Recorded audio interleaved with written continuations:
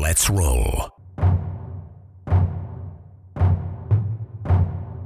This is Countercharge, your podcast for ranks, flanks, and kings of war.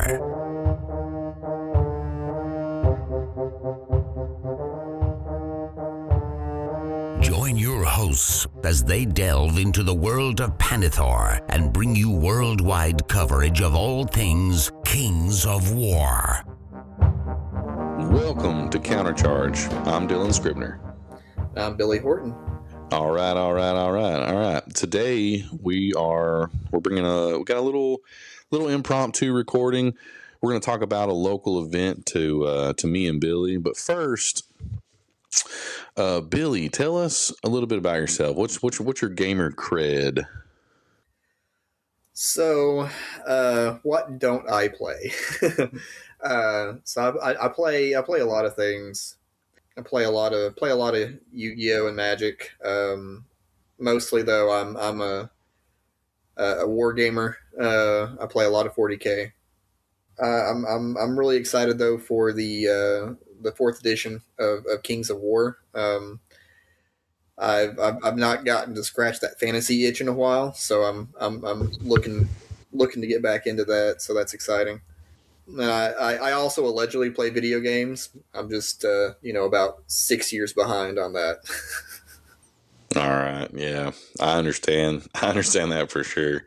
It's hard to find all the time for everything these days. It really is. Which actually, I was going to say I also play D&D when I find time. Heck yeah, I love D&D. It's between that and tabletop wargaming. They're the most fun you can have with your brain, I like to say. Yeah. It's it lets you stretch your imaginative legs. Absolutely. All right, so what we have today is the White River. Is it White River Fan Con? It is White River. White River Fan Con, and that is local to me and Billy here in Arkansas. And so I'm going to ask you a few questions, and we're gonna dig in a little bit, and ultimately we're going to try to figure out maybe how FanCon can help Kings of War, and maybe Kings of War can help FanCon. Maybe a little back scratch action. How did FanCon start? Because I actually didn't even. I want to say last year I saw something randomly about it, but I can't really fully remember that I even ever knew anything about it until this year, which is weird because I kind of move in those circles. I'm surprised I haven't seen anything about it until now. But how did it start? So the first year for FanCon was 2024, and it was kind of a two-pronged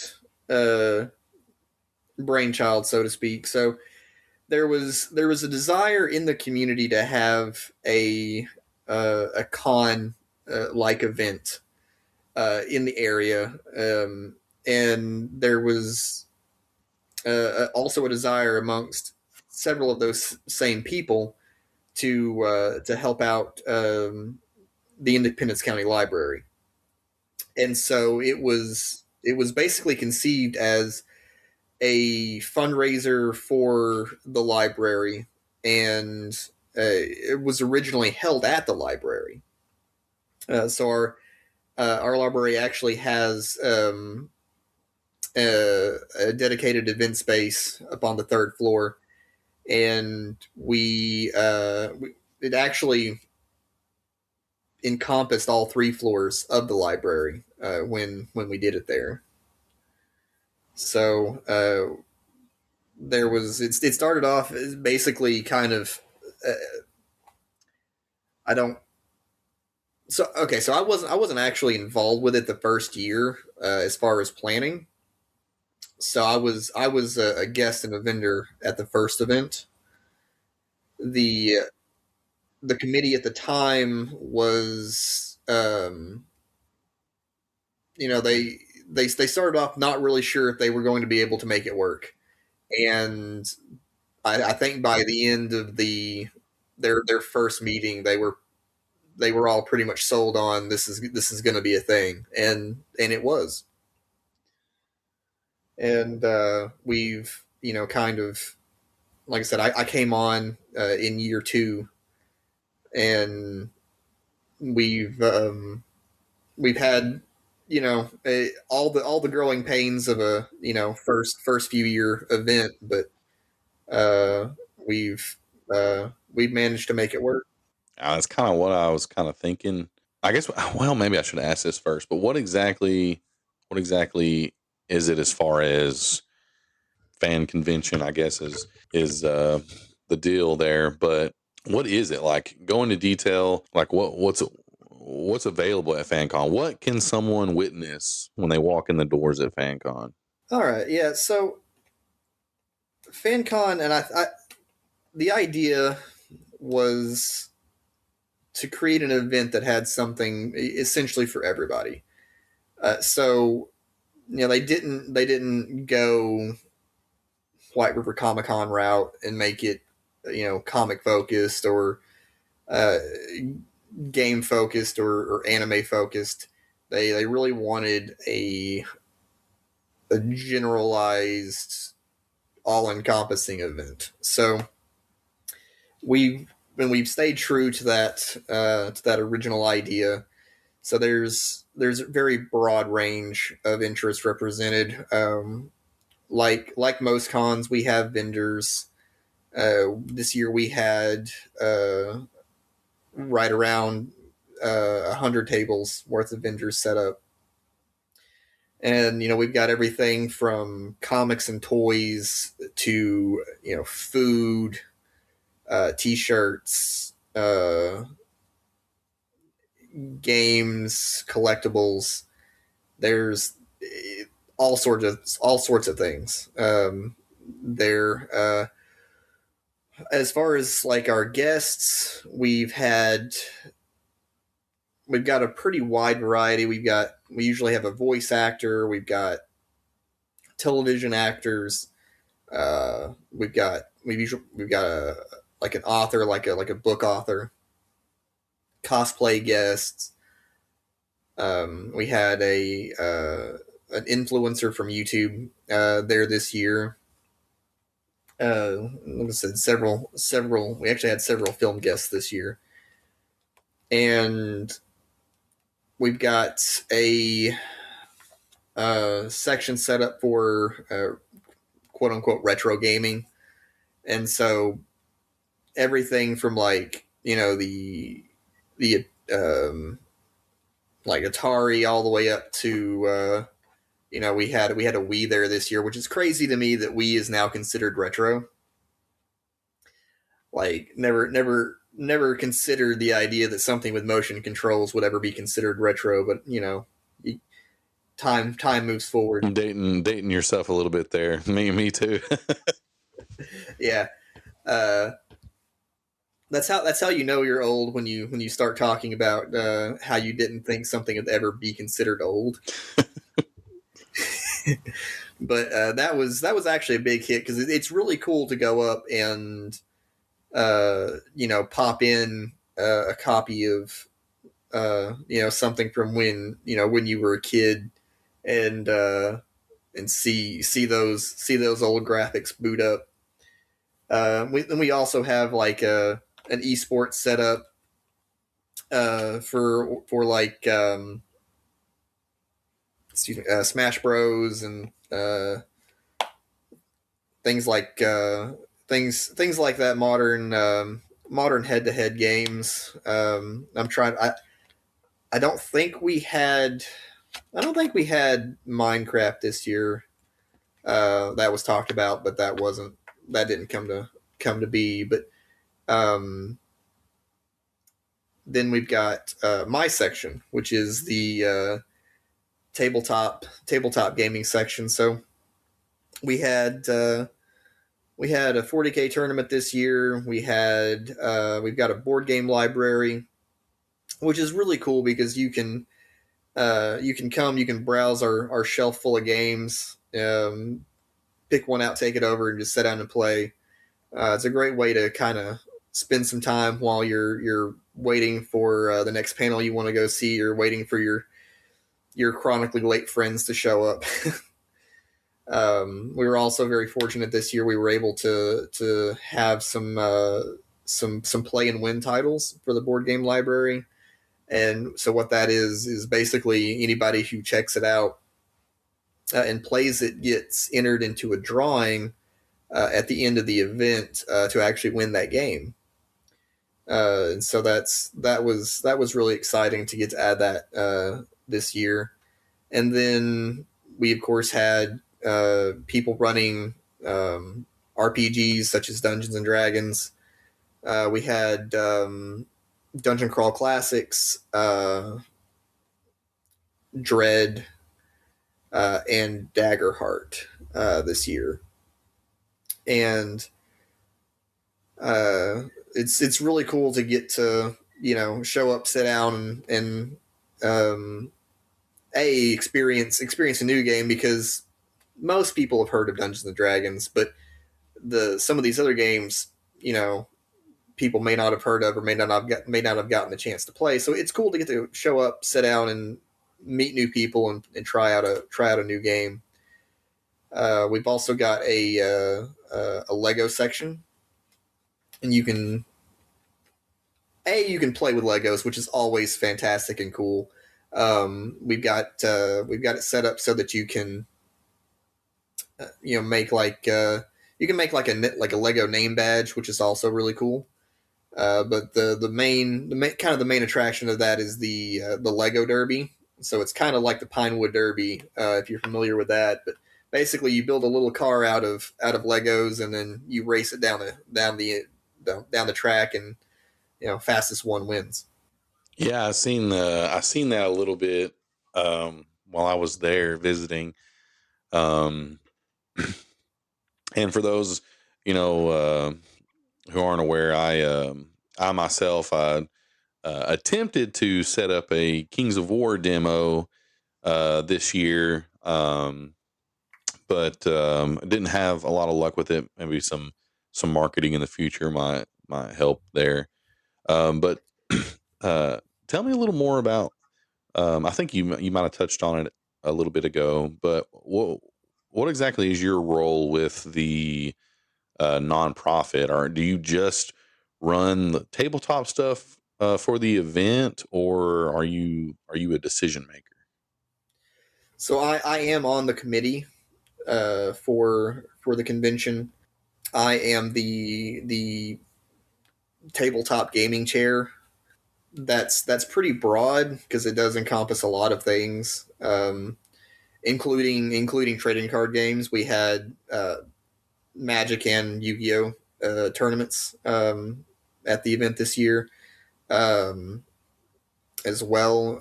So pretty much if it's a non-electronic game, that's kind of my realm. And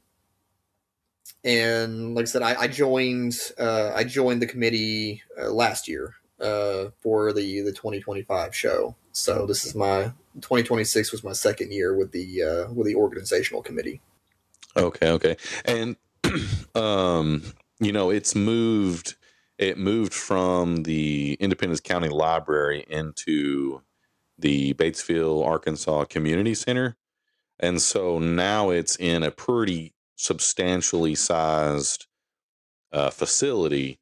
Is that do you foresee it being located there going forward, or what are y'all's thoughts there? That that is the plan going forward. We're fortunate enough to have outgrown the space at the library. The community center gives us a lot more room to work with, especially for my section, the gaming section. I wasn't doing the math in your head, and even like I even tried laying it out on graph paper. Doing it all in theory doesn't quite always give you the same picture as having it set up in person.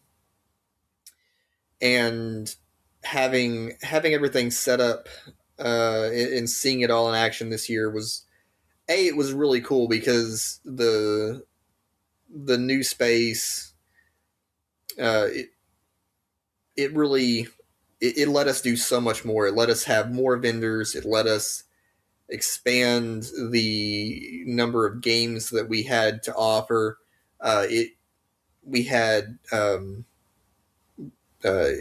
panel rooms were uh, somewhat more spacious, and we were able to keep multiple panels going at the same time far more easily. And it overall it just worked out very, very well. And like I said, after having it all set up and seeing it in action, even though we did expand the number of tabletop and card games and all that we were able to offer this year, we still have more room to expand for sure. And that's really exciting because the idea of FanCon is to have something for everyone.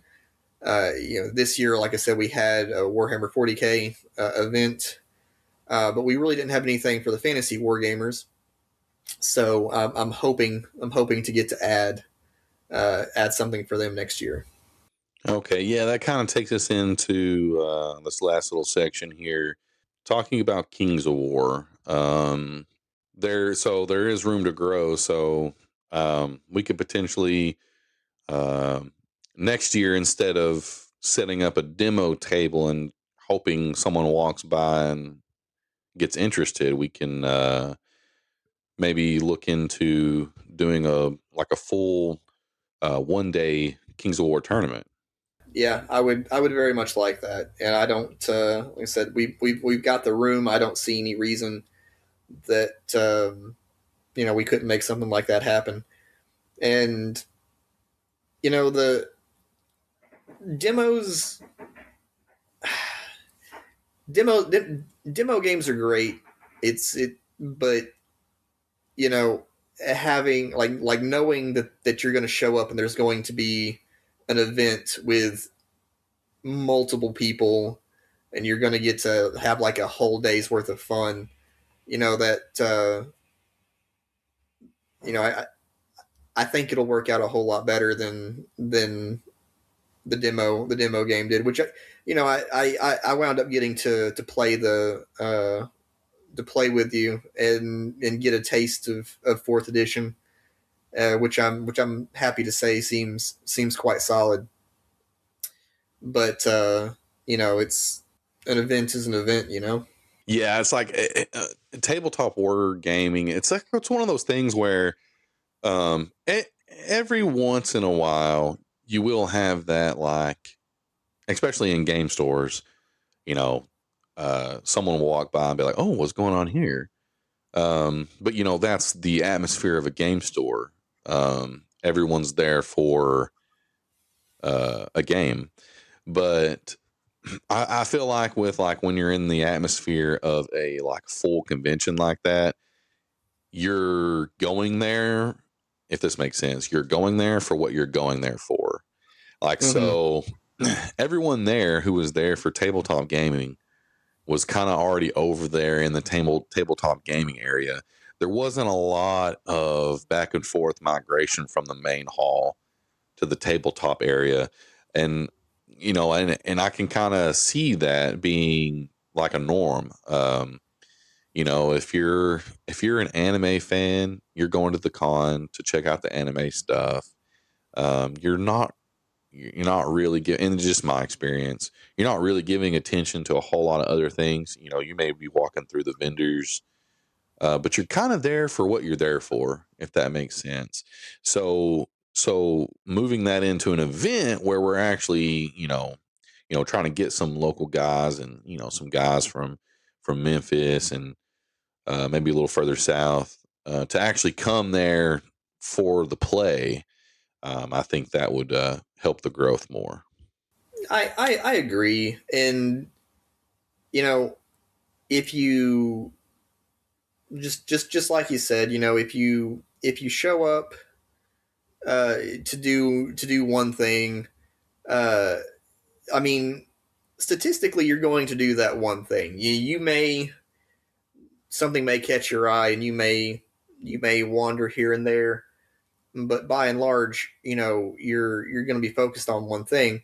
And demos demos are great. I mean, the thing is, you can see that on a schedule, and you may know that it's going to be there, but you may not have any concept of what, say, Kings of War is.